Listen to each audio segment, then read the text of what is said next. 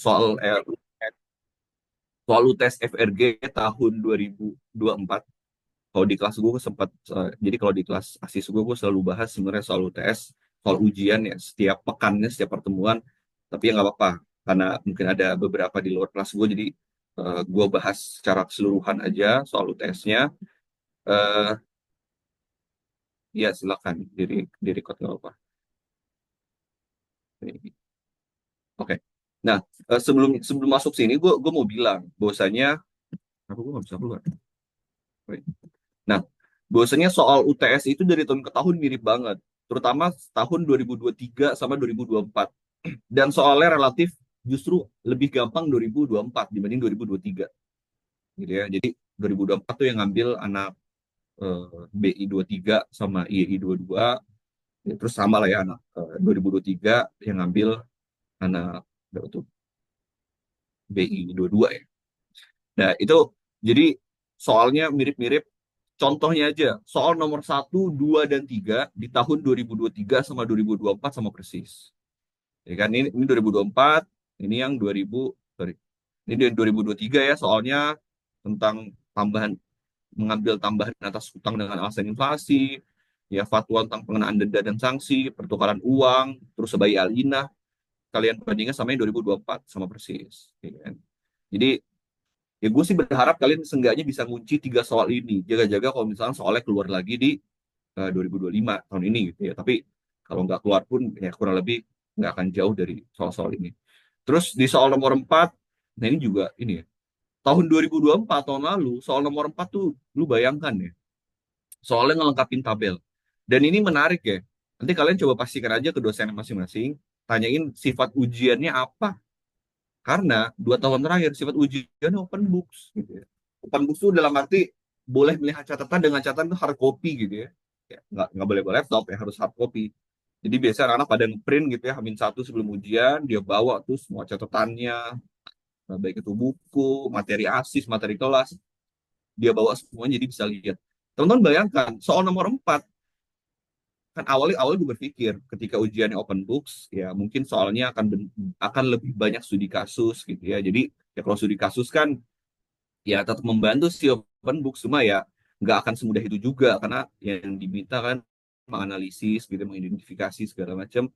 Tapi kalau bentukan soalnya kayak gini lah, ini semua juga ada ya di PPT tentang definisi riba nasiah, riba fadl gitu ya, terus goror fahish ya atau eksesif goror, hukum dan ilat hukumnya, contoh produk solusi, semua ada ya di materi kelas, materi asis ada semua. Jadi ya kalau soal-soal kayak gini nih gue rasa apa giveaway banget lah ya. Ini kalau misalnya kalian bisa dapat ya udah dapat nih 20 poin. Nah, yang soal nomor 5 baru studi kasus tentang goror ya. Jadi bentukannya kurang lebih akan seperti ini. Eh, Kalau 2023 kenapa gue bilang lebih susah? Ya setidaknya soal nomor 4 dan 5 ini dua-duanya studi kasus. Tapi kita gini aja deh, kalian bisa lihat ini di materi di Bitliasis gua. Nanti kalian coba cek aja yang untuk pembahasan soal UTS FRG 2023 ada di Bitliasis gua. Kalian bisa cek. Tapi yang kesempatan ini gue akan bahas yang ini aja ya, 2024 ya. Biar nggak terlalu banyak bahasnya. Teman-teman, pertama ya, disclaimer dulu. Pertama gue mau bilang, buat saya ngerjain soalnya jangan buru-buru. Maksimalin waktu yang ada. Biasanya waktu ujiannya itu kan, gue lupa ya, 120 menit ya, 2 jam tuh biasa paling cepet. Atau mungkin 150 menit ya, gue lupa. Jadi biasanya itu waktu ujian itu memang sesuai dengan dosennya. Dosennya minta berapa menit. Nah, pertimbangan waktu ujian disesuaikan eh, dengan total SKS. Kalau S3 SKS ya kemungkinan dia akan lebih lama, 3 jam bisa, 3 jam. Ya kalau 2 SKS biasanya akan lebih sebentar, 2,5 jam, 2 jam sesuai dosennya. Nah, gue cuma mau bilang jangan buru-buru gitu ya. Coba maksimalin, tolong banget ya, maksimalin waktunya. Lagi pula buru-buru juga ya biar apa sih gitu ya? Ya udah dikasih waktu 120 menit, maksimalin aja 120 menit. Nggak perlu cepet-cepet selesai gitu ya. Itu pertama. Terus yang kedua, sebisa mungkin jawab secara terstruktur, jelas, dan to the point. Terstruktur dalam artian ketika kalian mau nulis soal tuh kalau bisa udah kebayang mau nulis apa aja. Nanti gua kasih tahu template cara jawab, terutama kalau soal studi kasus ya. Jadi seenggaknya kalau misalnya kalian ada soal ujian langsung nulis aja nggak pikirin dulu kira-kira mau jawab. Ya, jawabannya bakal banyak yeping-yepingnya, nggak jelas, nggak terstruktur gitu ya, nggak jelas, nggak to the point, kebanyakan narasi. Ini aja satu soal satu halaman tuh menurut gue FRG udah banyak banget sebenarnya. Satu soal satu halaman ini udah banyak banget ya. Setengah 3/4 udah oke banget ya. Yang paling penting adalah jawabannya terstruktur, jelas, to the point. Jadi nggak, kalian jangan assume bahwasanya oh semakin panjang jawaban gue semakin oke, nggak juga ya. Tapi kalau gue ngoreksi, gue sih anti banget sama yang jawaban agak panjang-panjang. Jadi kok bisa to the point? Ya to the point jawabannya. Yang ketiga, siapkan seluruh sumber atau referensi. Ini dengan catatan kalau open book ya. Kalau misalnya open book nanti ya udah kalian siapin itu sumbernya, ya kalian print lah karena harus hard copy. Terus yang terakhir, jawablah soal seperti halnya menjelaskan kepada orang awam. Nah ini tentu pelajaran ya. Dulu pas zaman-zaman gue ujian, gue nggak tahu tipikal dosen beda-beda. Ada salah satu dosen, ya, beliau saat ini sedang studi, dosennya baik banget gitu ya, baik banget gitu ya. Tapi dengan catatan, ketika jawab soal ujian, lu tuh jangan jawab seakan-akan jawaban lu, walaupun jawabannya dikoreksi sama dosennya ya. Tapi seakan-akan kalian nulis soal ujian, itu seakan-akan kalian menjelaskan pada orang awam. Jadi jawabannya itu jelas, detail gitu. Jangan sampai ada istilah yang kalian nggak menjelaskan istilahnya apa gitu ya. Jangan sampai kayak gitu. Jadi jawab soal ujian seperti halnya menjelaskan kepada orang awam. Karena catatan dulu pelajaran, ada teman gua gitu ya, jawab soal ujian kayak pakai banyak istilah, pakai istilah terus nggak dia jelaskan, ya udah nilainya nggak maksimal gitu ya. Jadi sebisa mungkin ya, jawaban soal ujiannya kayak menjelaskan kepada orang. Ini terutama buat yang pinter-pinter ya. Jangan sampai nulis dalil terus nggak pakai translasinya gitu ya. Iya, dosennya paham sih bahasa Arab. Ya, cuma jangan gitu juga. Kalau bisa, kalau mau nulis dalil bahasa Arab ya seenggaknya kasih apa artinya gitu ya, translasi.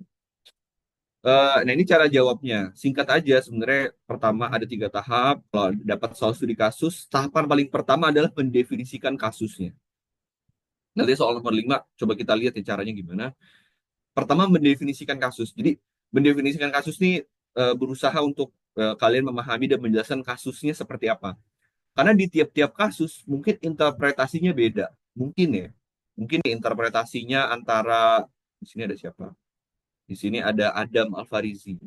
Terus ada Adinda Sefrayoga. Mungkin ketika ada soal studi kasus, jawabannya Adam sama Adinda mungkin bisa beda. Interpretasinya bisa beda gitu ya. Ada mendefinisikan A, menginterpretasikan A, Adinda menginterpretasikan B. Nah, makanya penting buat teman-teman mendefinisikan kasusnya dulu. Jadi seenggaknya ketika dosen yang ngoreksi atau dosen yang ngoreksi soal ujian, seenggaknya jadi oke, asumsi dia kayak gini, asumsi dia kayak gini. Jadi bisa disesuaikan jawabannya. Jadi karena jawaban juga nggak hanya satu jawaban aja, apalagi kalau soal studi kasus, jawabannya mungkin bisa dua. Nah, makanya penting buat mendefinisikan kasus. Jadi kalau ada asumsi tulis aja di awal gitu ya, asumsinya bla bla bla. Kalau misalnya ada soal yang mungkin membutuhkan asumsi. Itu pertama. Yang kedua, mengidentifikasi masalah. Setelah teman-teman mendefinisikan kasus, penting buat mengidentifikasi masalah karena pasti ya, setiap soal studi kasus pasti yang ditanya masalahnya. Hukumnya apa? Ya kalau misalkan kalian sebelum sampai pada tahapan ketiga nanti menetapkan hukum, hukumnya haram, hukumnya mubah, hukumnya makruh segala macam, ya teman-teman perlu menjelaskan identifikasi masalahnya. Kalau misal teman-teman nanti mau bilang ini haram, emang ada unsur apa? Unsur apa yang dilanggar gitu ya? Apa yang bertentangan dengan peraturannya, dengan dalil segala macam. Misalkan kayak gue nggak tahu soal yang lumayan seru tuh zaman 2019 tentang all you can eat ya. Nah, all you can eat itu all apa transaksi all you can eat ya, ketika teman-teman datang ke restoran all you can eat, yang jadi isu adalah disinyalir bahwasanya terjadi goror, ketidakpastian. Benar nggak ya? Benar ya. Insya Allah benar. Teman-teman beli all you can eat makan 100.000, tapi sebenarnya nggak pasti ya antara misalkan di sini ada antara Astrid ya sama Anastasia mungkin beda gitu ya, makan 100.000 tapi beda, yang satu mungkin makannya berapa piring, itu yang satu makannya berapa piring, jadi ada perbedaan kuantitas ya kan. Ini terjadi goror nggak? Iya betul terjadi goror. Nah, yang perlu teman-teman di tahap kedua mengidentifikasi masalahnya, teman-teman perlu jelaskan itu kira-kira unsur apa. Ya unsur bahwasanya kalau dalam kasus all you can eat, unsur jumlah kuantitas makanan yang apa yang dimakan gitu ya. Beli 100.000, tapi antara orang A dan orang B bisa beda jumlah kuantitas makanannya. Kan itu yang jadi unsur yang dilanggar. Karena kan balik ya dalam setiap akad unsur ya, objek akad ya, kuantitas, kualitas, waktu penyerahan, harga itu harus jelas semuanya empat hal itu. Tetapi dalam all you can eat harganya jelas gitu ya, waktu penyerahan jelas, kualitas aman ya sama semua. Tapi kan kuantitasnya beda, jumlahnya beda. Ya tadi ya antara Astrid sama Anas bisa beda kuantitasnya. Jadi nah itu yang perlu teman-teman jelaskan di dalam tahapan identifikasi masalah. Baru yang terakhir ketetapan hukum. Ya teman-teman jelaskan ada dasar hukum yang relevan apa, dalil untuk mendukung jawabannya apa. Itu ya untuk menjawab soal ujian. Jadi gua harap kalau bisa ya semua teman-teman menjawab dengan cara seperti ini. Boleh sih dengan cara lain ya silakan kalau teman-teman merasa cocok, tapi setidaknya yang gue gitu ya sebagai asis gue merasa bahwa jawaban ini yang akan sangat membantu dosen gitu ya ataupun asis nanti ketika mengoreksi soal ujian. Gitu. Oke, kita masuk ya teman-teman soal nomor satu. Ini gue sempat bahas di kelas, tapi nggak apa gue ulang lagi ya. Jadi soal nomor satu itu uh, ada dua beranak ya, ada A dan B. Yang pertama ditanya bahwasanya bolehkah mengambil tambahan atas utang dengan alasan inflasi? Ya, misalkan ya, itu sambil lihat nama orang ya. Di sini ada Vivi misalkan. Ada Vivi sama Vini, siapa namanya? Panggilannya Vini ya, gue asumsikan. Ada Vivi sama Vini misalkan. Vivi minjem uang ke Vini pas tahun 2019, let's say. Nah, kalian masih SMP kali 2019 ya.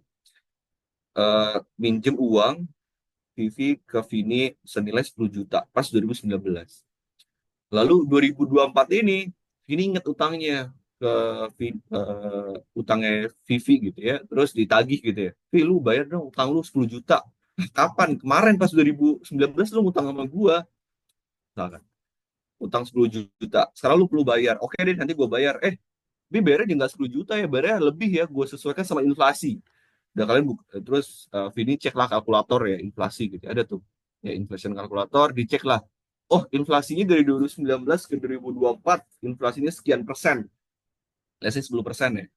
Anggaplah setahun inflasi 2%, berarti 10%. Oke, berarti lu perlu bayar 10 juta plus inflasi 10%, berarti 1 juta. Jadi bayarnya 11 juta. Ya kan? Jadi lu perlu bayar pokok utang ya 10 juta sama tambahan inflasinya 1 juta. Apakah hal ini diperbolehkan? Nah, ini gue singkat aja. Jadi jawabannya adalah ya sebenarnya tidak boleh. Kenapa? Karena gini, justifikasi penambahan utang gitu ya, yang dibayarkan dari jumlah pokok utang dengan tambahan inflasi tidak bisa dibenarkan. Kenapa? Karena objek akad ketika Vivi sama Vini, ketika Vivi ngutang ke Vini, itu objek akadnya itu adalah berdasarkan nominal nilai hutangnya. Nominal 10 jutanya, itu objek akadnya itu 10 juta nominalnya. Bukan nilai realnya. Jadi beda ya. Kalau nilai real, itu kan belajar ya perbedaan nilai nominal dan nilai real gitu ya. Kalau nilai nominal ya 10 juta di 2019 sama 2025 ya sama aja nilai nominalnya. Tapi nilai realnya mungkin berbeda. Ya, nilai realnya itu yang dipengaruhi oleh inflasi. Nah, makanya perlu dijelaskan nanti justifikasi seperti hal ini tidak diperbolehkan. Kenapa? Yang paling penting poin jawabannya adalah di sini. Karena objek akadnya dari transaksi Vivi dan Vini adalah berdasarkan nilai nominal hutangnya, yaitu 10 juta. Gitu ya, bukan nilai realnya. Kalau nilai realnya ya mungkin aja lebih dari 10 juta. Ya, atau setidaknya ada perbedaan lah antara nilai nominal sama nilai realnya. Nah, sehingga adanya kelebihan membuat peminjaman mendapatkan manfaat yang diperjanjikan di depan. Uh, Ya, sebenarnya ini salah satu teori yang mendasari riba kan karena hal ini ya. Ada istilah time value of money gitu ya, dibilang bahwasanya ya nilai uang saat ini lebih berharga dibanding nilai uang saat di masa depan gitu ya. Lalu ya dalil-dalilnya mengerucut gitu ya sampai pada muara bahwasanya ya udah ketika gue ngutangin 2019, ketika gue tagih 2024 ya diperbolehkan adanya tambahan. Nah, ini kan nggak diperbolehkan. Kenapa? Karena inti dari objek akad dalam Islam ketika utang piutang adalah sebesar nilai nilai nominalnya, bukan material. Itu jadi catatan. Teman-teman kalau ada pertanyaan silakan ya. Kalau mau sampaikan pertanyaan silakan resen atau langsung potong gue juga nggak apa-apa. Oke, itu ya yang A ya. Mostly gampang. Ini soalnya sebenarnya bukan studi kasus, jadi jawabannya nggak perlu pakai kerangka yang tadi. Kalau kerangka tadi terlalu panjang, ya ini straightforward aja. eh, jawabannya. Yang nomor dua, tentang fatwa DSN MUI nomor 17 dan 123. Nah, ini gue biar nggak lupa, gue juga nggak inget sih yang 17 apa, 123 apa. Nah, gue lihat sini ya. Yang 17 itu fatwa DSN ini tentang sanksi atas nasabah mampu yang menunda-nunda pembayaran, ya, atau tahzir ya. Lalu yang kedua, yang fatwa 123 tentang penggunaan dana yang tidak boleh diakui sebagai pendapatan. Nah, jadi berhubungan ya, 17 tentang sanksi atas nasabah yang menunda pembayaran, lalu uangnya itu dikategorikan ke dalam penggunaan ini ya, dana yang tidak boleh diakui sebagai pendapatan bagi lembaga keuangan syariah. Ini panjang, ada singkatan ini. Singkatannya adalah DTBDSP. Nah, itulah singkat-singkat. Nah, jadi pertanyaannya, menurut fatwa gitu ya, ada pengenaan denda sanksi atas keterlambatan dalam pembayaran utang di lembaga keuangan syariah. Nah, hal ini bukan termasuk riba. Nah, teman-teman diminta memberikan analisis fikihnya. Ini singkatnya ya. Jadi gini, sanksi yang diberikan ini dalam pembayaran, dalam keterlambatan dalam pembayaran utang ini tidak dapat dikategorikan sebagai riba. Karena dengan catatan, hal ini dari awal memang udah disepakati, dari awal udah disepakati ya. Dan dana tahdir memang ada dalil yang memperbolehkan. Paling pentingnya sih gini, paling penting adalah sebenarnya jawaban paling simpel adalah karena memang ada dalil yang memperbolehkan. Nah, harusnya jawabannya di sini. Nah, ini dia. Nah, ada dalil yang memperbolehkan. Dalilnya ada ya. Ini Matul Ghani Zulmun gitu ya. Lalu yang kedua ada hadis. Riwayat Nasai, hadisnya derajatnya Hasan walaupun Ibnu Hibban mensahihkan. Jadi hadisnya bunyinya menunda-nunda pembayaran yang dilakukan oleh orang mampu gitu ya, menghalalkan harga diri dan pemberian saksi kepadanya, sanksi kepadanya. Jadi dalam hal ini ya tahzir memang diperbolehkan. Jadi misalkan di sini ada siapa? Di sini ada Nabila, misalkan Nabila, banyak nama Nabila. Ya, ada Nabila gitu ya, ngutang ke bank muamalat, ya bank syariah ya, bank muamalat 100 juta misalkan buat usaha atau buat apa, lalu nggak dibayar nih, misalkan nggak dibayar dengan sengaja gitu ya, terlambat bayar dengan sengaja, maka boleh diperbolehkan oleh bank muamalat buat memberikan tahzir, hukuman atau penalti kepada Nabila. Itu yang pertama, karena memang ada dalil yang memperbolehkan. Itu analisis fikihnya. Yang kedua, ini penting juga. Selain kena dalil yang memperbolehkan, kenapa hal ini tidak dikatakan sebagai riba? Yang kedua adalah karena sanksi yang diberikan ini ada hubungannya dengan ini ya, yang 123.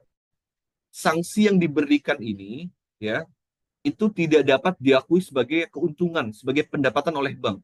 Jadi kayak tadi Nabila, dia ngutang, terus dia sengaja nggak bayar, dia dapat sanksi, dia bayar sanksinya ke bank muamalat tuh nggak boleh mengakui ini sebagai keuntungan gitu ya.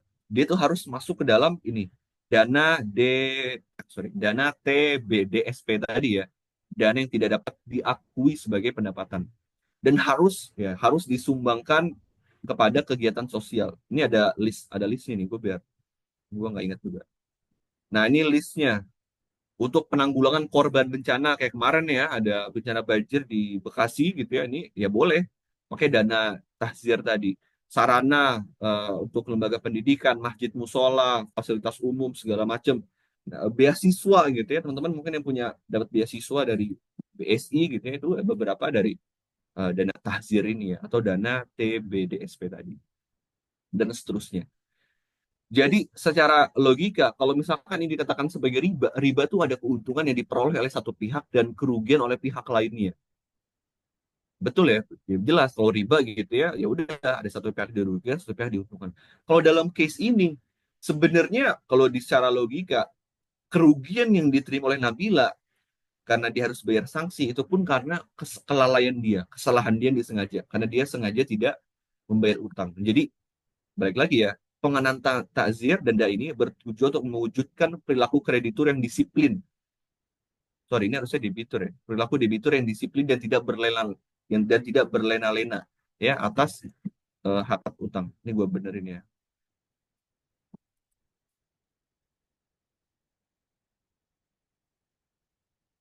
Ya, yang disiplin dan tidak berlena. Jadi biar Nabila tuh lebih disiplin.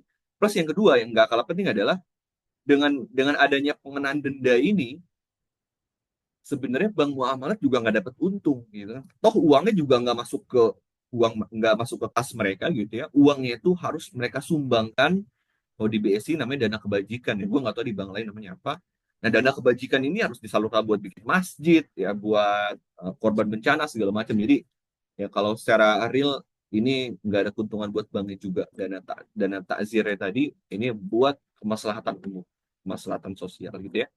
Jadi itulah beberapa hal yang mengapa fatwa DSN MI 17 dan 123 ini tidak dapat dikatakan sebagai riba. Jadi setidaknya tiga hal. Pertama, karena memang ada dalilnya ya, ada dalilnya tadi. Nah, ini dalilnya ya. La yulwajidu yuhillu yardahu wa uqubatah. Menduga pembayaran dilakukan oleh orang mampu ya menghalalkan harga diri dan pemberian sanksi kepadanya.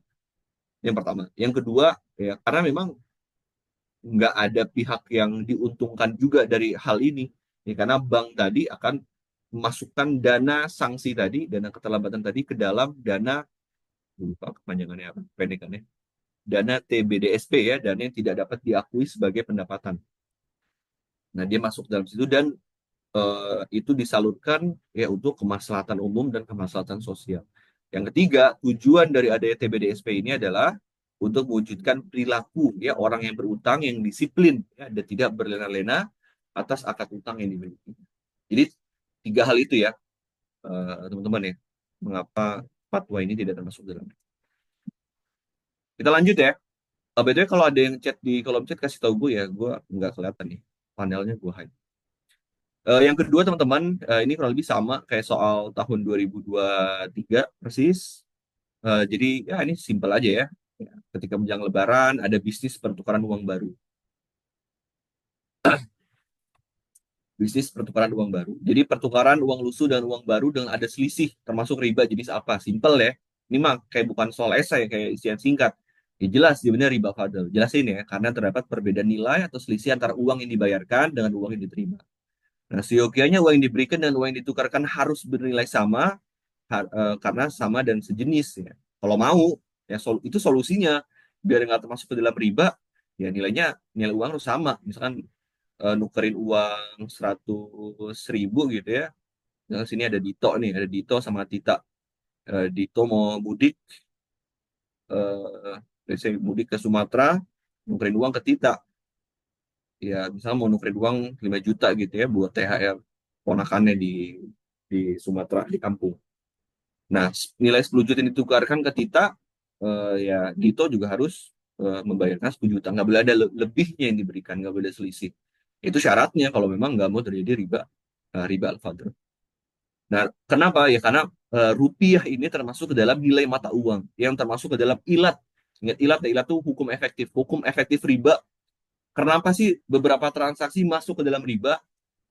Karena dia ada ilat hukum mata uang ya, mata uang atau namanya samaniyah dalam bahasa Arab atau mata uang. Jadi ketika dia menjadi mata uang ya yang dipertukarkan, ya dia nggak boleh ada perbedaan nilai atau selisih ya. Kuantitas dan kualitasnya kuantitas ya kalau nilai mata uang sih nggak masalah ya. Kuantitas tuh biasanya yang lecek sama ini nggak ngaruh. Yang paling penting kalau rupiah kan berarti kan kuantitasnya ya harus sama. Itu yang A ya. Jadi jelas ya, simple, benar riba al-fadl. Nah, yang B ditanya, berikan solusinya jika ingin melakukan pertukaran uang lusuh dan uang baru dengan ada imbalan. Sebenarnya soalnya agak lucu juga sih. Agak maksa banget ya, kayak pengen banget diperbolehkan. Sorry. Nah, untuk yang nomor 2B ini, sebenarnya kalau gue pribadi sih nggak ada solusi ya. Kalau gue sih lebih sepakat, lebih setuju bahwasanya di dalam transaksi ini yang nggak ada solusinya ya. Satu-satunya solusi ya lu nggak ada imbalan. Kan di soal ini dia bilang gimana caranya biar ada imbalan. Solusinya biar ada imbalan. Agak maksa. Tapi ini aja. Ini gue kasih jawaban versi dosen. Ini gue kasih jawaban versi dosen. Jadi jawabannya gini. Solusi atau alternatif yang halal ialah mencari seseorang atau jasa yang dapat melakukan pertukaran uang baru, di mana atas jasanya terdapat biaya yang dikeluarkan untuk membayarkan jasa dan ongkos atas pihak tersebut dengan catatan penting. Ini gue bold, harus flat. Misalnya tadi, Dito nukerin uang ke Tita 10 juta, gitu ya. sama Dito nukerin uang ke Tita 5 juta, itu harusnya ongkosnya sama, biayanya harus sama. Jadi biayanya tidak berlaku proporsional. Oh, kalau 10 juta biayanya 100.000, kalau 5 juta 50.000, enggak, harus sama. Jawaban versi dosen ya, harus flat nilainya. Mau nukerin 5 juta, nukerin 100.000, nukerin 200, 500, semuanya harus flat. Ongkosnya harus sama. Jadi akan disesuaikan. Nah, sehingga uang yang ditukarkan tetaplah bernilai sama, namun ditambah dengan biaya ongkos. Karena gini, ini si dosen ini pengen bahwasanya transaksinya dipisah. Transaksi antara pertukaran uang rupiah dengan rupiah dan transaksi pembayaran upah atau ujroh ya dalam bahasa Arab. Jadi membayar upah dengan jasa tadi yang memberikan layanan, ya layanan pertukaran uang baru. Itu dosennya pengennya kayak gitu. Jadi dosennya pengen bahwasanya ada, kalian menskemakan ada dua transaksi yang terpisah. Transaksi Dito sama Tita nukerin uangnya Dito lecek sama uangnya Tita yang baru, sama transaksi yang kedua itu ada Dito memberikan upah ya ke Tita karena tadi ya atas jasa Tita memberikan layanan uang baru. Nah itu ya versi dosennya. Tapi balik lagi kalau gue pribadi sih nggak terus setuju. Ya gue sih tetap berseteguh sih. Ya tetap teguh pada pendirian bahwasanya kasus ini yang nggak ada solusinya selain ya pertukaran dilakukan tanpa adanya imbalan.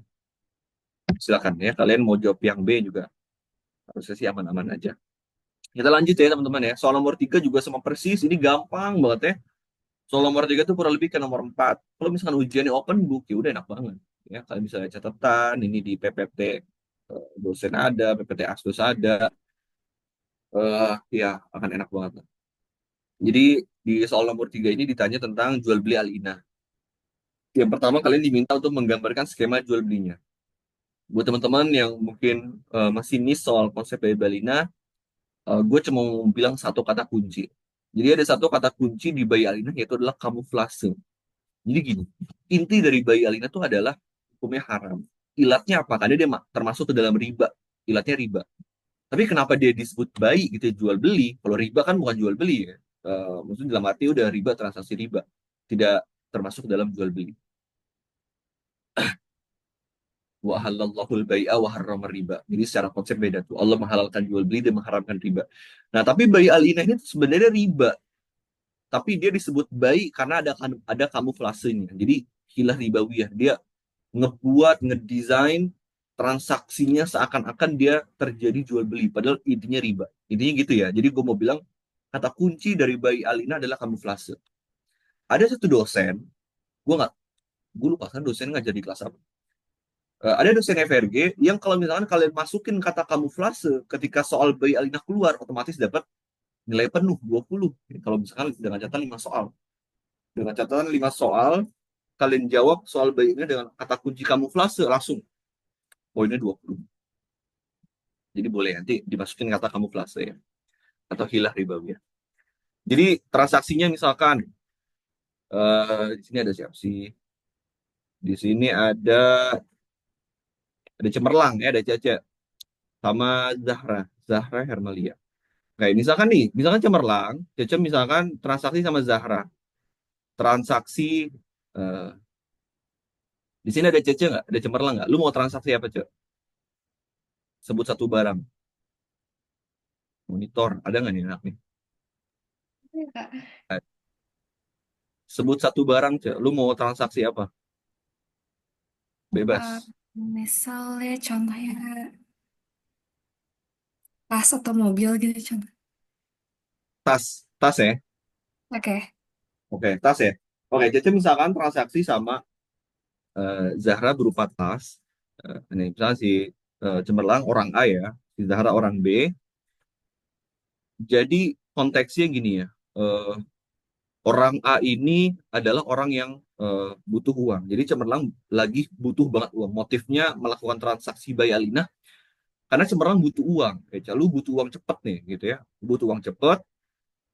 Lalu makanya dan dalam konteks ini lu punya tas, lu mau jual. Oke, gue gimana caranya gue dapat uang cepet? eh, tapi ya kalau misalnya gue jual tas, gue harus cari dulu pembelinya. Gue harus cari pembeli. Belum tentu ada yang mau beli tasnya saat ini. Udah terus dengan cara lu melakukan bayar lina. Jadi lu datang, ke Zahra, lu bilang, Zahra, gini nih, gue lagi butuh banget uang, berapa? 14 juta. Oke, nah gini deh, eh, biar lu mau ngasih uang 14 juta, kita buat transaksi bayar Ina. Nah, lu punya uang, punya tas tadi, ya anggaplah nilainya 14 juta gitu ya. Lu bilang, nih, gua akan jual dulu ke lu, ya, Zahra, gua akan jual tas ini ke lu dengan cicilan 15 juta, gitu ya, dengan cicilan, sorry, terbalik ya harusnya ya, sorry. Caca itu orang B, Zahra orang A ya.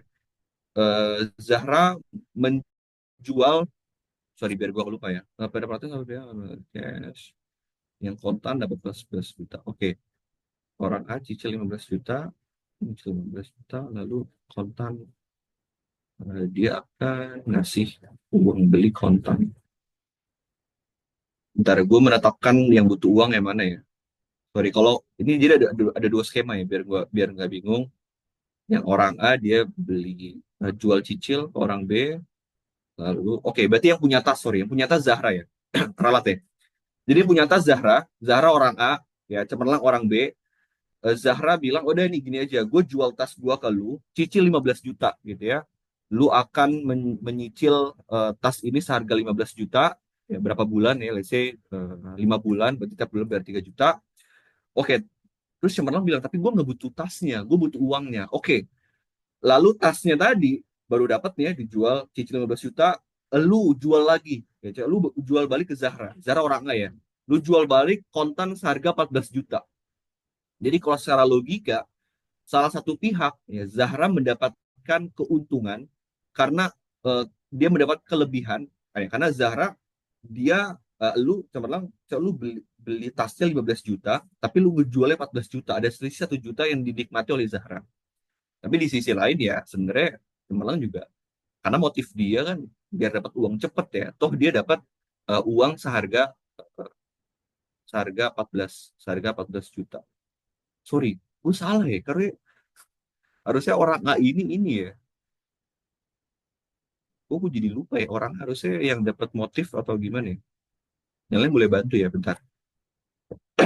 Dijual kontan 14 juta. Oh iya benar ya, sorry ya. Ini dijual kontan dalam artian ini cemerlang ya. Cemerlang ngasih uang 14 juta.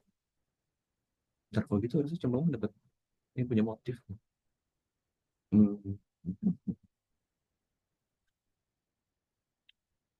Cicil 15 juta. Dijual, bayar 15 juta. Dia ngasih. Ntar ini apa ngaco ya? Bentar ya, gue coba ralat ya. Harusnya yang B. Kalau yang B, dia beli barang. Dia punya barang. Kayak Cece misalnya punya tas. Zahra punya tas. Dia jual ke Zahra. Oh, IC ini panelnya salah ya. Sorry, sorry. Pantas kita jadi bingung. Bentar. Kita pakai gini aja guys ya. Biar nggak salah.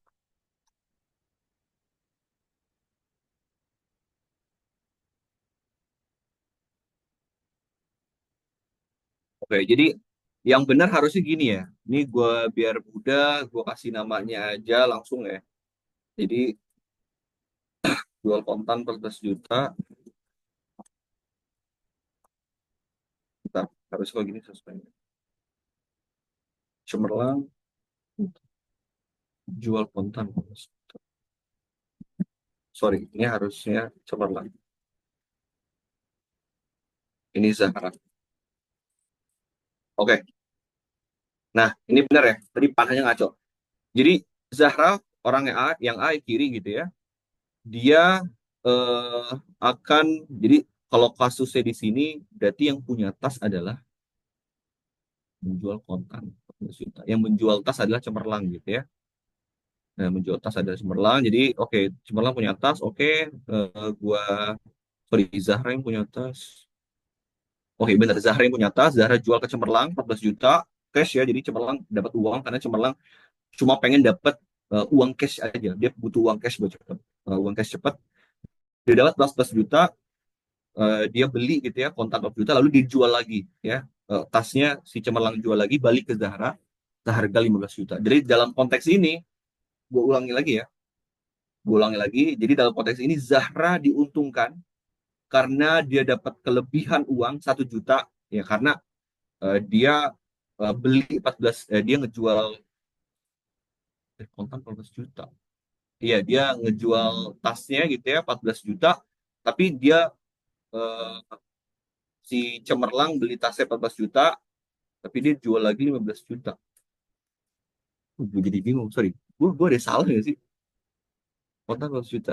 Iya, secara konsep harusnya berarti yang punya tas adalah Cemerlang atau Zahra.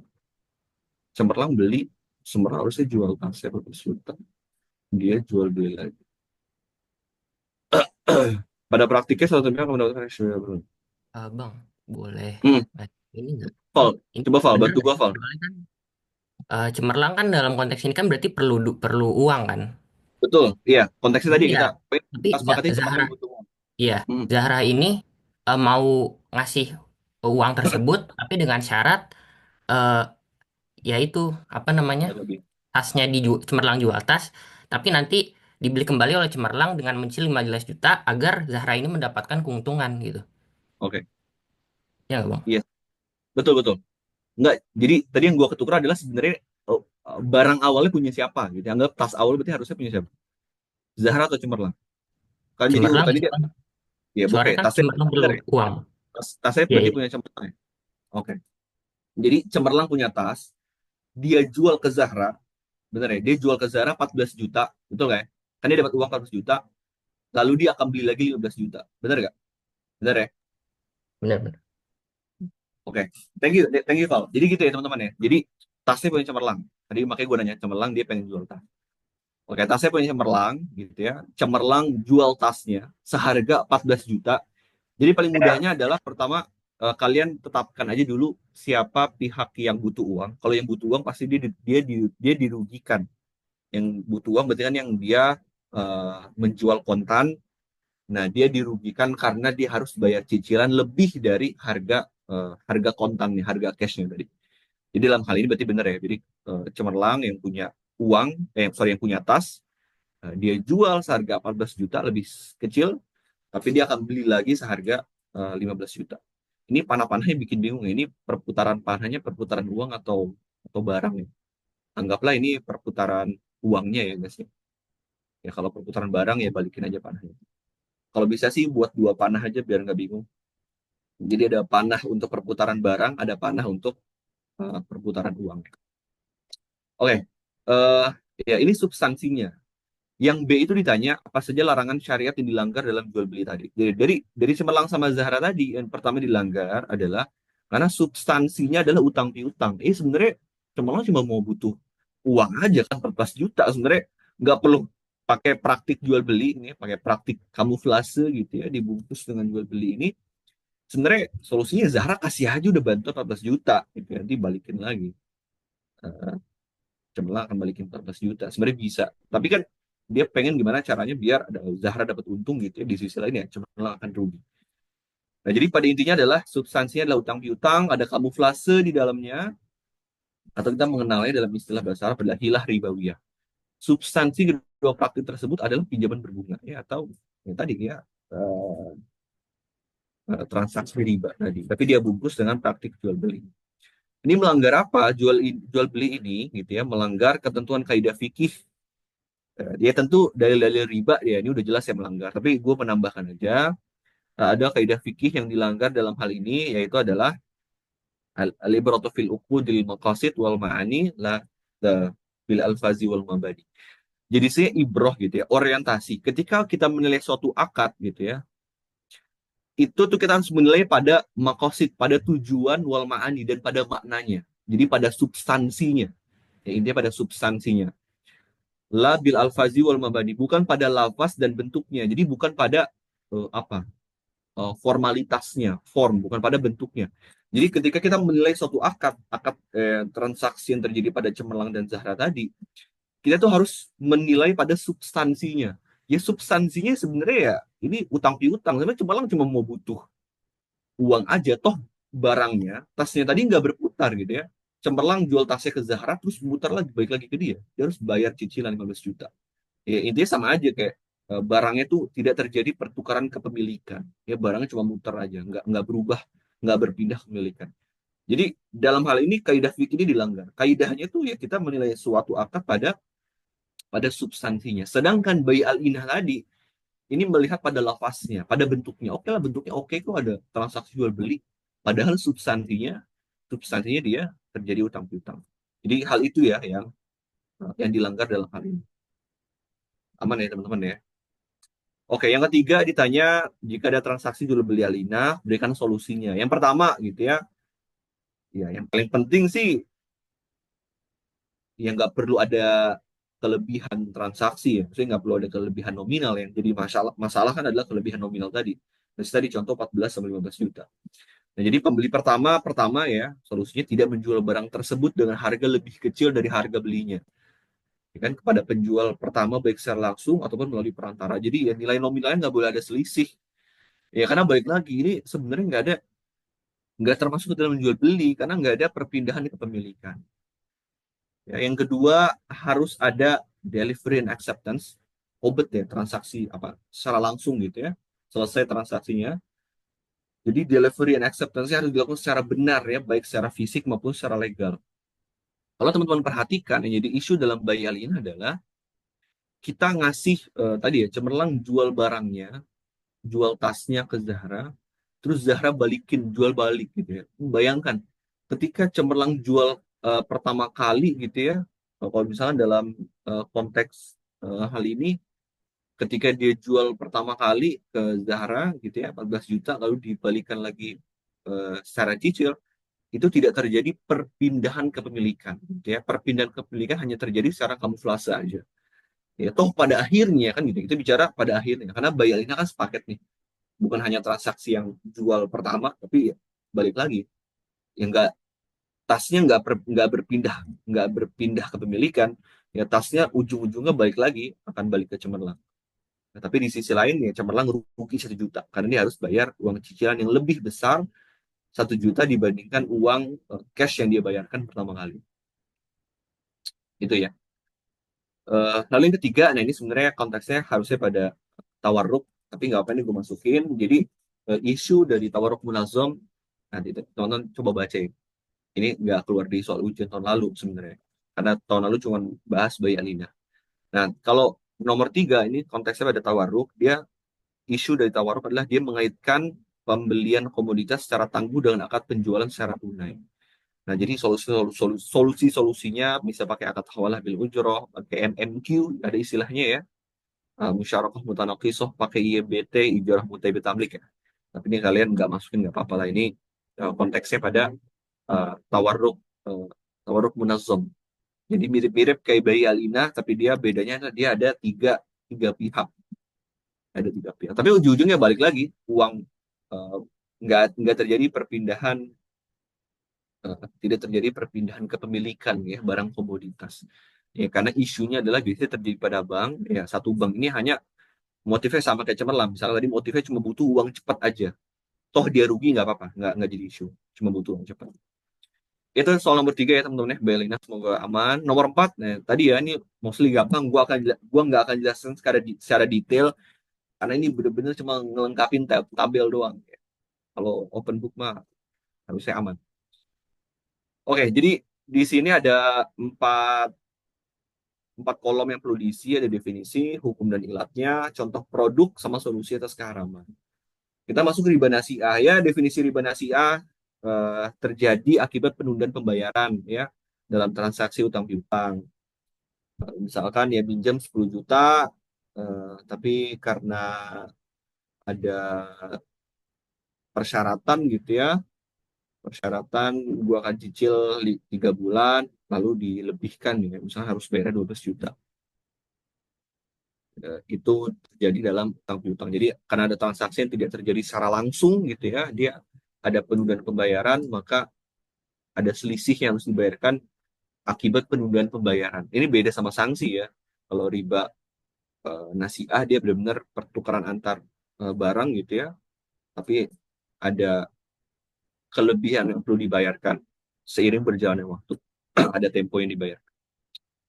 Hukum dan ilatnya, jadi haram ya karena mengandung unsur eksploitasi dan ketidakadilan itu hukumnya. Nah nanti untuk yang ilatnya nanti gue tambahin ya, gue belum sempat masukin di sini. Untuk contoh produknya ya bunga pada kredit perbankan konvensional jelas yaitu riba nasiah. Solusinya apa? Ya bisa menggunakan akad murabahah atau musyarakah. Ya akad murabahah tuh dari transaksi di awal, ya transaksi misalnya tadi ya cemerlang mau beli tas misalkan, ya udah di awal bank tuh akan menjelaskan, akan dari awal udah dimention tasnya harganya sekian, margin keuntungan buat bank harga sekian. Nah itu dari awal udah dijelaskan tuh diperbolehkan akad murabahah. Toh ya dengan catatan ada perpindahan kepemilikan ya dari tasnya tadi ya awalnya dari pihak ketiga lalu bank beli tasnya lalu dia jual ke eh, Cemerlang tasnya lalu Cemerlang akan membayar cicilannya tadi itu diperbolehkan. Nah, untuk yang riba al-fadl, nah ini pertukaran definisinya ya pertukaran barang sejenis ya dengan jumlah takaran yang berbeda. Jual beli emas ya, yang satu 10 gram, yang satu 5 gram ya itu nggak boleh jelas ya ada selisih. Lalu hukum dan ilatnya haram juga. Nanti gue jelasin ilatnya selanjutnya. Contoh produknya ya penukaran emas dengan emas ya dengan jumlah tidak seimbang ya ini hati-hati ya. Apalagi sekarang ada satu bank syariah yang udah apa istilahnya bullion bullion bank gitu ya. Jadi bank itu bisa bisa jual beli emas. Tapi gue nggak tahu kayaknya kalau BSI belum sampai sana ya. Baru apa kayak pegadaian baru biasa titip emas doang kalau nggak salah atau nabung emas. Mungkin kalau jual beli kayaknya belum sampai ke sana. Tapi itu bahaya ya ketika bank udah dapat status bullion bank itu akan sangat kritis gitu ya harus diperhatikan betul transaksinya agar penukaran emas dan emas ya dengan ya harus seimbang. Kalau nggak seimbang dia masuk ke dalam riba al-fadl karena ada kelebihan ya kelebihan keuntungan yang dinikmati oleh oleh pihak bank. Oke kita lanjut ya. Terus cara solusinya gimana ya? Solusinya adalah ya akad jual belinya harus sesuai dengan syariah sistem tukar dengan nilai yang setara. Ya, kalau jadi kalau mau jual beli emas dan emas ya harus setara gitu ya, harus semisal. Atau misalkan jual beli emas dengan perak ya memang nggak harus misal gitu ya, tapi tetap harus takobut ya diserahkan saat itu juga nggak boleh ada penundaan ya penundaan pertukaran barang. Lalu yang ketiga eksesif goror. Jadi gini eksesif ini gue juga bingung apa pakai bahasa Inggris ya.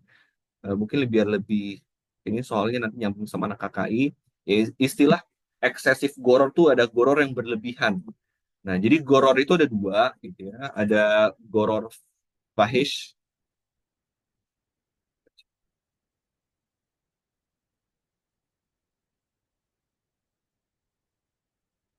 jadinya mana ini materi dulu ya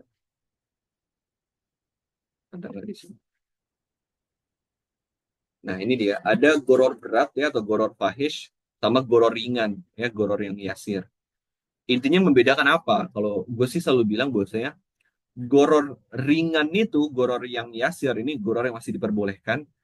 Ini adalah goror yang yang biasanya terjadi dalam transaksi sehari-hari yang tidak bisa dihindarkan, ya, yang tidak bisa terhindarkan. Jadi ya memang nggak bisa diminimalisir, nggak bisa dihindarkan. Maka ketika dia terjadi ya diperbolehkan aja karena bagian dalam rukshoh ya keringanan atau dispensasi atas bisnis. Nah sebaliknya kalau goror berat, goror fahish nih memang goror yang disengaja dan catatan pentingnya sebaliknya. Kalau goror ringan itu adalah goror yang terjadi karena tidak bisa dihindarkan. Contohnya misalkan sewa rumah atau kontrakan dengan beda-beda jumlah hari dalam bulan. Misalkan, oke nih gue sewain 4 bulan, tapi kan ya Februari kan cuma 28 hari gitu ya. Tapi ya misalkan bulan selanjutnya 31 hari. Ya perbedaan hari itu kan apa minim banget, kecil banget ya. Memang nggak bisa dihindarkan. Ya kecuali teman-teman sepakati sejumlah hari gitu. Oke, ini gue sewakan 120 hari, tapi kan nggak efektif ya. Itu tidak termasuk dalam adat istiadat kita. Ya, kita kalau sewa sewa menyewa kan biasanya patokannya bulan, tahun. Nah, itu hal-hal yang tidak bisa dihindari. Atau misalkan ya transaksi toilet, misalkan kalau teman-teman ke rest area, ya mungkin rest area di daerah-daerah gitu ya, atau di jalan-jalan lintas ya teman-teman, kalau ke Sumatera, lewat jalan lintas timur ke Palembang, itu banyak rest area, itu rest area masih tradisional ya, masih ada transaksinya, ya itu kan kita nggak tahu jumlah air yang dipakai berapa gitu ya. Nah, sehingga hal ini terjadi ketidakpastian goror. Tapi ini masih diperbolehkan. Goror yang ringan karena nggak bisa dihindarkan. Nah, sebaliknya goror fahish ini dia bisa dihindarkan dan memang disengaja. Ya, contohnya misalkan apa di sini gue bilang asuransi konvensional. Asuransi konven tuh ya jelas saya termasuk ke dalam goror fahish gitu ya. Teman-teman bayar bayar premi tiap bulannya tapi kan nggak pasti gitu ya. Bayar premi tapi kan teman-teman nggak pasti klaimnya tuh berapa. Ya kan karena dengan akadnya ya akad asuransi konven tuh ya ini termasuk eh, ke dalam riba juga dan ada gorornya juga ketidakpastian. Berbeda halnya dengan takaful. Kalau takaful itu sistem awalnya adalah tolong menolong ya. Akadnya tuh ta'awun tolong menolong. Teman-teman bayar ya dari sini ada Naufal, ada Ahsan yang lain bayar premi tiap tiap bulan dengan catatan akadnya tolong menolong. Semisal nanti ada yang membutuhkan ya udah uangnya akan diberikan ke yang membutuhkan, yang mengambil klaimnya. Ya kan beda halnya dengan asuransi konven. Ini ya, ini untuk tiga ini ya, riba nasiah, riba fadl, eksesif doror. Tambahan sedikit, mau nambahin yang untuk riba. Sorry, gue sambil cas ya.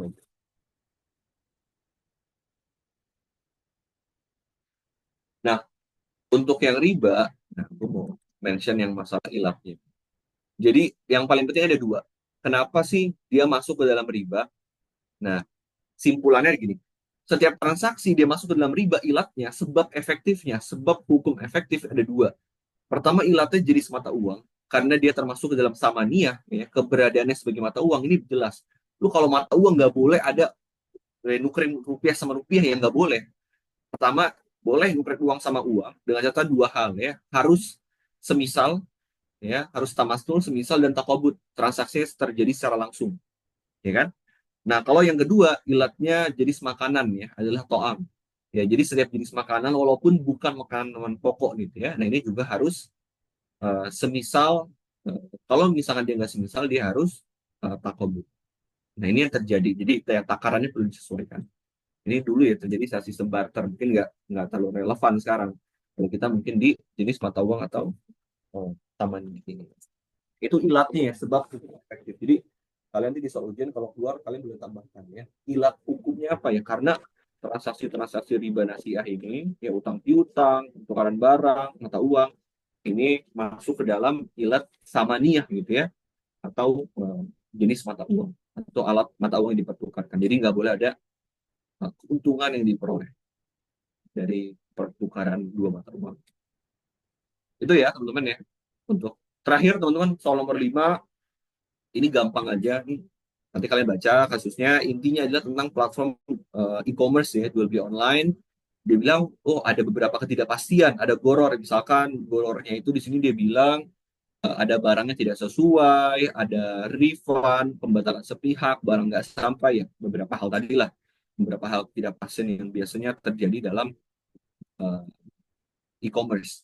Ada dua yang ditanya. Pertama, menurut teman-teman, bagaimana kadar goror yang terjadi dalam kasus di atas? Berikan uraian. Anda berdasarkan kriteria kadar goror. Inti itu ditanya, ini masuk ke dalam goror kategori berat atau goror kategori yang ringan ya. Nah, kalau gue sih di sini berpendapat bahwa ini masuk ke dalam eksesif goror. Kenapa? Karena gini ya. Jadi di awal tuh teman-teman penting untuk mendefinisikan kasus. Nah, di sini gue jelasin dulu nih. Jadi ada tiga tahapan ya, mendefinisikan kasus, identifikasi masalah, sama mencari ketetapan hukum. Yang pertama, teman-teman bisa jelaskan ya kasus ini berkaitan dengan pengaduan konsumen dengan terhadap platform e-commerce gitu ya, menunjukkan bahwa keluhan utama melibatkan barang yang nggak sampai. Ini kan jelas ya, kalau barang nggak sampai itu kan masuk ke dalam pelanggaran terhadap akad ya. Yang pertama ya waktu penyerahan barang, yang kedua ya terhadap ya objek barang itu sendiri gitu ya. Lalu barang tidak sesuai, ini juga jelas nih, ini masuk gorornya masuk ke dalam kuantitas dan kualitas ya, mungkin barang yang nggak sesuai.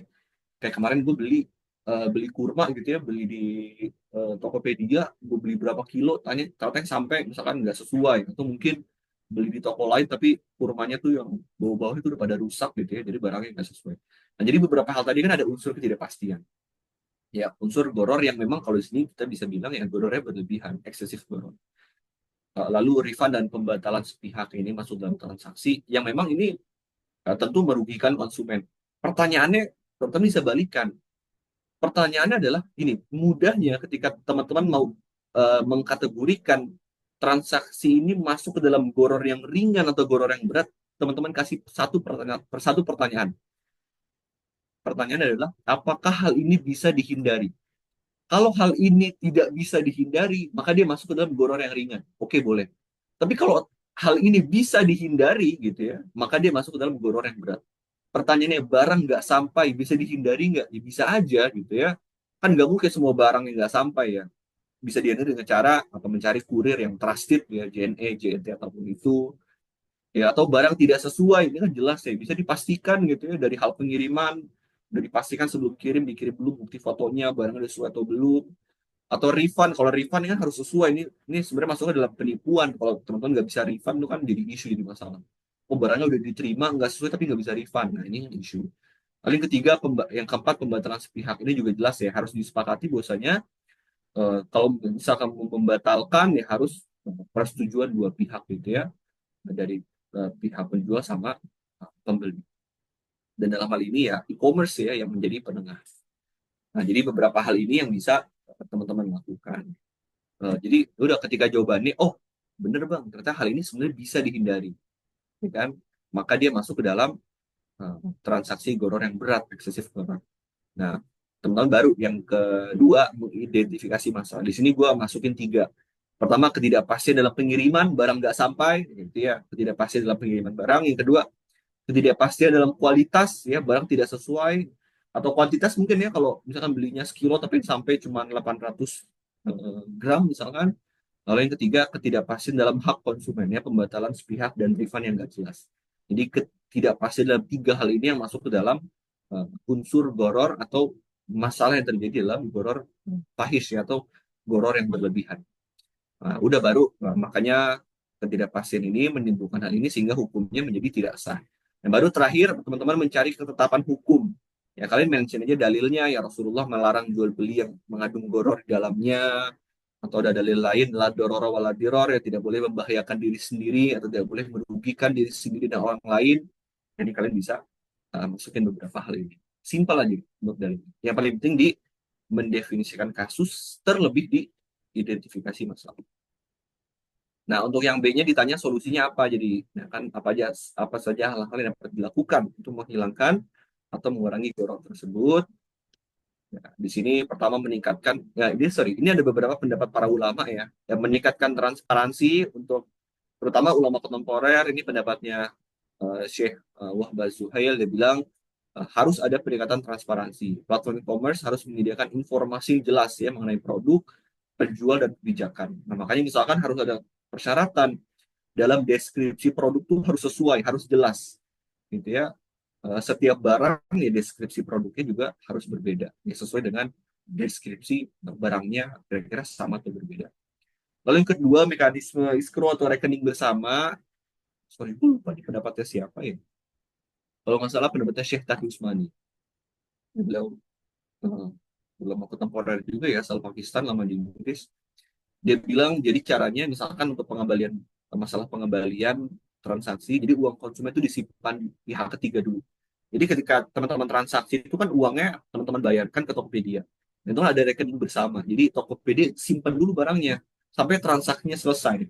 Nah, kalau misal di tengah jalan ketika barangnya sampai datang nggak sesuai, teman-teman mau refund, lalu penjualnya oke, baru uangnya dibalikan ke teman-teman. Karena uangnya masih ada di Tokopedia. Nah, jadi dengan rekening bersama ini akan mempermudahkan mekanisme refund tadi gitu ya. Tapi kalau misalkan nggak ada mekanisme rekening bersama, uangnya teman-teman bayarkan langsung ke penjual, yang buat refundnya nggak susah. Kalau misalkan penjual nggak terima gitu ya, uangnya nggak akan balik ke teman-teman. Jadi mekanisme ini akan mempermudah.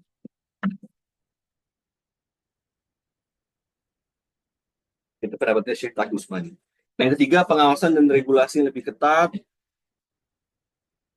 Gue lupanya menurut siapa ya? Pokoknya ada ulama yang bilang, nanti gue cantumin ya, pengawasan dan regulasi jelas ya, harus ada pengawasan. Ya, kalau sekarang ya harusnya sudah ada ya beberapa lembaga negara gitu ya yang mengawasi transaksi yang terjadi pada e-commerce gitu ya. Lalu yang keempat, penerapan akad salam dalam transaksi syariah. Ini sama kayak kalau nggak salah pendapatnya Syekh Taqi Usmani. Nah, dia bilang akad salam itu digunakan dengan catatan. Jadi akad salam itu kan ya kurang lebih kayak teman-teman di e-commerce ya, pembayaran dilakukan di awal. Dengan catatan teman-teman bukan COD ya, pembayaran dilakukan di awal.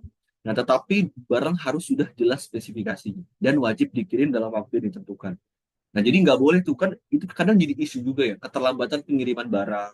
Kalau teman-teman lihat lagi mau beli barang misalkan, teman-teman lihat beberapa komen, itu kan biasanya yang ngasih bintang 4 bintang 3 yang punya yang bukan bintang 2 yang bukan bintang 1, isunya komplain adalah karena barangnya telat datang. Nah, itu kan beberapa hal perlu disepakati. Akad salam itu jelas, ya spesifikasi barangnya seperti apa dan pengirimannya kapan itu harus jelas. Nah, jadi ya dua hal itu ya, spesifikasi dan waktu pengiriman itu harus disepakati dan itu bisa dilakukan dengan menggunakan akad salam. Ya, atau tidaknya nggak perlu pakai bahasa akad salam, intinya ya mengintegrasikan akad salam ke dalam transaksi di dalam e-commerce. Jadi nanti penjual akan mengirimkan ya invoice-nya, deskripsi barangnya seperti apa, dan juga eh, pengirimannya kapan disepakati ya. Jadi, nah makanya kadang rentang waktu tuh agak tricky juga. Ya sebenarnya boleh-boleh aja kasih rentang waktu 2 sampai 3 hari. Ya mungkin ini kan tergantung apa pihak ketiganya ya, pihak pengirim. Tapi jangan sampai disepakati 1 sampai 3 hari, tapi baru sampai seminggu. Kan. Yang kayak gini ini kan berarti kan menyalahi perjanjian. Udah, itu aja teman-teman ya. Silakan nanti kalau ada yang mau ditanyakan, mau kasih waktu, boleh silakan. Atau kalau mau nanya, silakan chat gue juga boleh. Ya kalau anak kasih sugesti pasti ada lain gue. Tapi kalau mau lewat kanal lainnya silakan. Kalau ada yang mau nanya atau diskusi ya. Bahan lengkapnya nanti gue akan nggak tahu. Gue kayaknya sih akan tetap share ini ke teman-teman IBC. Tapi ya materi ini pasti akan ada di Bitly Asis gue ya. Nanti gue akan masukin juga di Bitly Asis uh, materi iLearn FRG beserta soalnya. Gue nggak tahu sih soalnya akan gue masukin apa enggak. Ya, setidaknya Bitly iLearn akan gue masukin. Uh, Baik ini materi yang ini 2024 sama yang materi 2023 soal 2023. Itu aja ya. Gue balikin ke Aksa ya. Thank you teman-teman. Gue tutup dulu. Assalamualaikum warahmatullahi wabarakatuh. Ya, makasih banyak kepada Bang Ali gitu ya telah menyampaikan materinya. Mungkin dari teman-teman ada yang ingin ditanyakan, boleh lewat chat atau secara langsung. Kami berikan waktu kesempatan ya.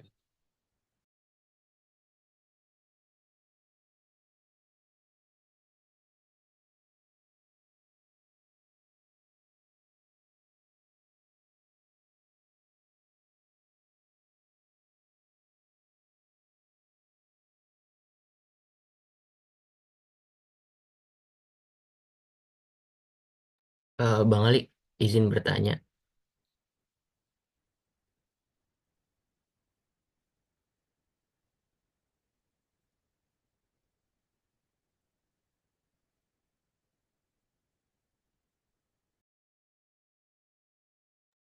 Ya, boleh Bang. Langsung aja ya, ini dia mau konfirmasi aja Bang. Jadi salah satu eh, hal yang kita bisa lakukan untuk membedakan goro ringan dan berat itu dilihat dari bisa dihindari atau enggak ya berarti tadi.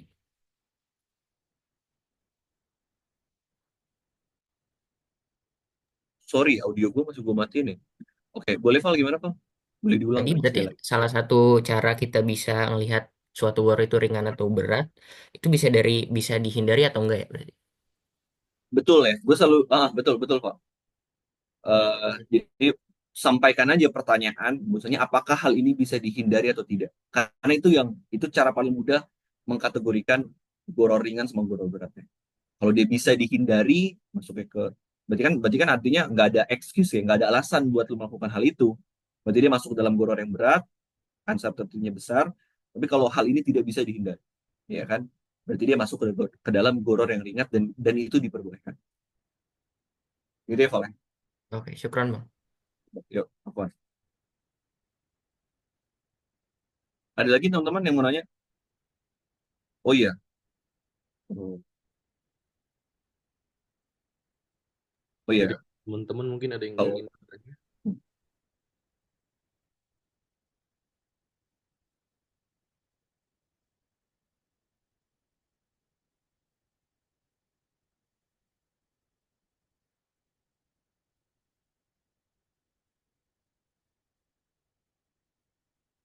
Oh ya, biar nggak lupa ya, di sorry ini di kelas gue ya. Di kelas tadi ada yang nanya sekalian gue kasih tahu untuk rangkuman tugas rangkuman tuh book review deadline-nya Hamin 1 sebelum UAS ya, Hamin 1 pekan sebelum UAS. Jadi bukan UTS ya.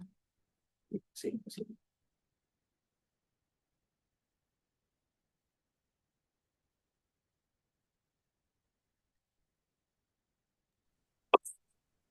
Apakah ada lagi yang ingin ditanyakan dari chat?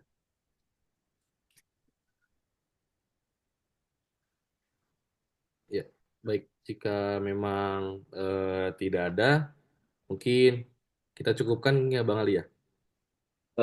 Boleh, sorry sorry Sa. Gue Oh ya, boleh sambil absen anak asis gue nggak? oh boleh Lu Bang, boleh matiin Bang. recordnya aja ya, sorry ya. Jadi yang selain anak asis gue boleh ini deh. Soalnya gue kemarin janji materi apa Island gue